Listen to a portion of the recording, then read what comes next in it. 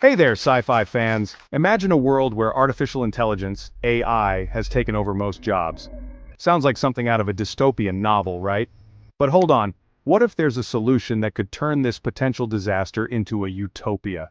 Today, I'm diving into the concept of universal basic income, or UBI, and how it could help resolve the conflict between humans and AI, especially in developing countries. Let's set the stage. In many developing nations, the advent of AI has led to significant job losses. According to a study by the International Labor Organization, automation threatens about 56% of jobs in developing countries. That's a staggering number, leaving millions at risk of unemployment. But what if there was a way to cushion the blow? Enter UBI. UBI is a fixed income provided by the government to every citizen, regardless of employment status. It's not a new concept. Thomas Paine proposed something similar back in the 18th century, and more recently, notable tech leaders like Elon Musk and Mark Zuckerberg have voiced support for it.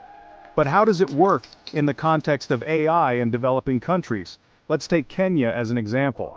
Kenya has been a pioneer in mobile money through platforms like M-Pesa, which makes distributing UBI relatively straightforward. Imagine every citizen receiving a basic income directly to their mobile phones.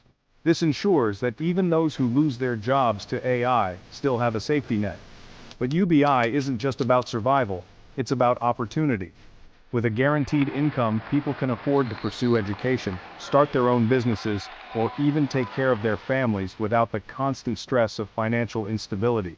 This, in turn, can lead to a more innovative and resilient economy. Critics argue that UBI might discourage people from working. However, studies from pilot programs in places like Finland and Canada show otherwise. Participants often use the opportunity to seek better jobs or further their education. It's not about laziness, it's about having the freedom to improve one's circumstances. Now you might be wondering, how do we fund UBI? In developing countries, this can be particularly challenging. However, experts suggest that a combination of taxes on AI and automation, along with international aid and reallocating existing welfare funds, could make it feasible. Let's not forget the human aspect.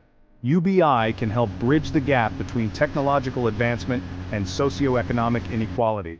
In a world where AI could dominate, UBI provides a path to a more equitable society. It's a proactive approach to ensuring that technological progress benefits everyone, not just a select few.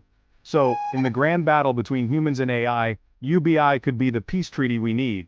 It's not just a sci-fi fantasy, it's a viable solution grounded in real-world examples and expert insights.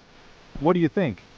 Could UBI be the key to a harmonious future with AI? Thanks for tuning in, and if you enjoyed this video, make sure to like, share, and subscribe for more intriguing discussions.